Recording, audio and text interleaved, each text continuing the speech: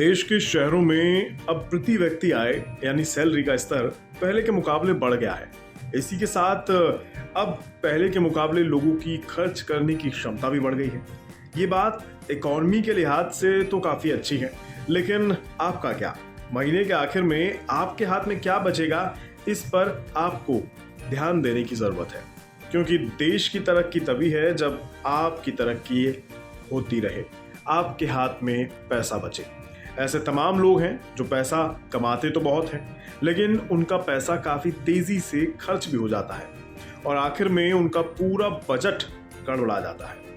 इसका सबसे बड़ा कारण है कि उनके पैसे का मैनेजमेंट ठीक नहीं है। उन्हें नहीं आता पैसे मैनेज कैसे करने हैं। इसलिए आज हम आपको मनी मैनेजमेंट से जुड़ा एक फॉर्मूला बताने वाले हैं जो भविष्य के लिए आपके बहुत काम का होगा। वैसे आपने कभी 50-30-20 इस रूल के बारे में कभी सुना है? पैसे के मामले में ये रूल बेहद काम का है। इसका मतलब कमाई, खर्च और बचत से होता है। यानी आप जितने रुपए भी कमाते हैं उसमें से करीब 50% हिस्सा तो घर परिवार की जरूरी खर्चों के लिए खत्म कर दें। इसके लिए आप कुछ नहीं कर सकते क्योंकि वो खर्च होना ही है, लेकिन बकाया 50% को आपको मैनेज करना होगा। इसमें से 30% आप अपने शौक को पूरा करने के लिए खर्च सकते हैं, जैसे आप परिवार के साथ मूवी देखना चाहते हैं, घूमना चाहते हैं या फिर शॉपिंग करना चाहते हैं या कुछ और ज़रूरी काम है अगर आपके पास तो वो करना चाहते हैं। बस आप अपने शौक पर इस पैसे को खर्च करें और इसके अलावा बचा हुआ 20% हिस्सा, इसे हर हाल में आपको बचाना होगा। आदत डाल लीजिए अभी इसी वक्त से। आपको अपनी कमाई का 20% हिस्सा बचाना होगा।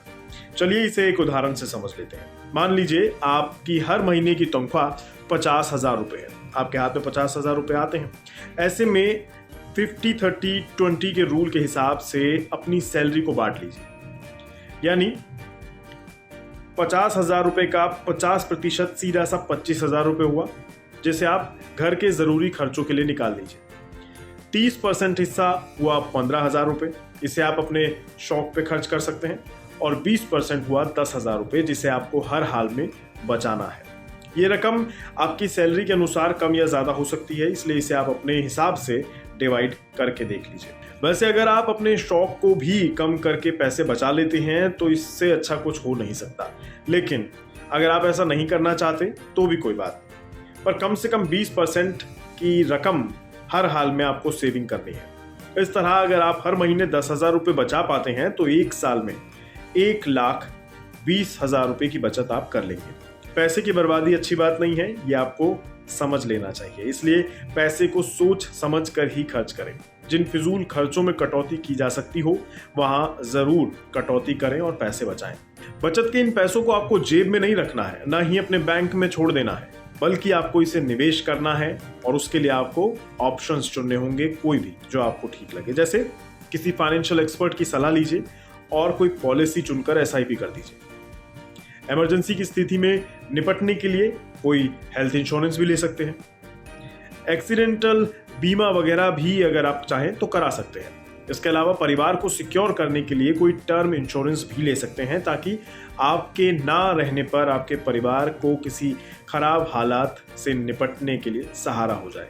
इसके अलावा कोई अच्छा सा पेंशन प्लान भी आप ले सकते हैं, क्योंकि बुढ़ापा हर किसी को फेस करना है और उस समय आपके हाथ में पैसा होगा तो आप ताकतवर रहेंगे, क्योंकि अपने खर्चों के लिए आपको किसी पर निर्भर नहीं होना पड़ेगा। तो कुल मिलाकर ये वो ऑप्शंस हैं जिसमें आप जो चाहे आप ठीक समझें वो चूज कर सकते हैं और हर महीने बचत कर निवेश कर सकते हैं। इसे अगर आप आदत बना लेते हैं तो जाहिर सी बात है ये भविष्य के लिए आपके और आपके परिवार के लिए अच्छा फैसला हो सकता है, और जाहिर है इससे आपकी अच्छी खासी सेविंग भी हो जाएगी। उम्मीद है आपको हमारी ये सलाह काम आए।